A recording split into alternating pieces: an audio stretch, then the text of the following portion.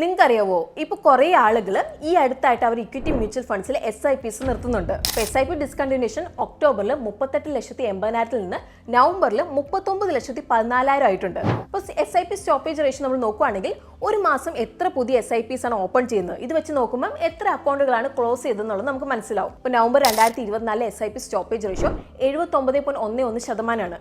അപ്പോൾ ഇതുവരെ ഉള്ളതിൽ തേർഡ് ഹയസ്റ്റ് ആണിത്. ഏറ്റവും കൂടുതൽ മെയ് 2024 88%, അതിനുശേഷം മെയ് 2020 അപ്പം എന്തുകൊണ്ടായിരിക്കും ഇത്രയധികം ആളുകൾ SIPs നിർത്തുന്നത്? ഒക്ടോബർ അതുപോലെ നവംബറിന്റെ ഇടയ്ക്ക് geo political issues, FIS exit ചെയ്യുന്നത്, അതുപോലെ US ഇലക്ഷൻ റിലേറ്റഡ് ആയിട്ട് ഒരുപാട് അൺസർട്ടനിറ്റീസ് കാരണം സ്റ്റോക്ക് മാർക്കറ്റ് അത്യാവശ്യം വോളറ്റൈൽ ആയിരുന്നു. അപ്പം ഫസ്റ്റ് ടൈം ഇൻവെസ്റ്റ് ചെയ്യുന്ന ആളുകൾക്ക് ഇതൊക്കെ കണ്ടപ്പോൾ എന്തായാലും ടെൻഷൻ അവരുടെ മനസ്സിലുണ്ടായിട്ടുണ്ടാവും. അങ്ങനെ അവർ SIPs സ്റ്റോപ്പ് ചെയ്തിട്ടുണ്ടാവും.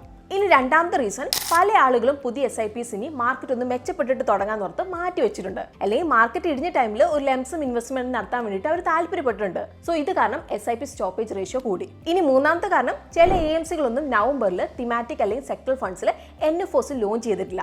അതുപോലെ തന്നെ ഒരുപാട് ഇൻവെസ്റ്റേഴ്സ് SIP ത്രൂ ആണ് ഈ ഒരു ഫണ്ട് ചേസ് ചെയ്തിരുന്നത്. അപ്പോൾ ഇതുകൊണ്ടൊക്കെ പുതിയ SIP രജിസ്ട്രേഷൻസ് കുറഞ്ഞിട്ടുണ്ടാവും. ഇപ്പോൾ എക്സ്പേർട്സ് പറയുന്നത് ഇക്വിറ്റി ഫണ്ട്സിലേക്ക് നിങ്ങൾ SIPs ലോങ് ടേമിലേക്ക് ചെയ്യാനാണ്. അപ്പോൾ ഇവിടെ നിങ്ങൾക്ക് മാർക്കറ്റ് ഡിപ്പ് നിങ്ങൾ കൺസിഡർ ചെയ്യേണ്ട, ഷോർട്ട് ടേം വോളറ്റിലിറ്റി കണക്കാക്കേണ്ട ആവശ്യമില്ല എന്നാണ് പറയുന്നത്. അപ്പോൾ ലോങ് ടേമിൽ നല്ല റിട്ടേൺസ് നേടിയെടുക്കാനാണ് ഇവിടെ ശ്രദ്ധിക്കേണ്ടത്. സോ നിങ്ങൾ ഇനി നിങ്ങളുടെ SIPs എന്താണ് ചെയ്യാൻ പോകുന്നത്, അത് നമ്മളോട് കമന്റ്സിൽ ഷെയർ ചെയ്യുക.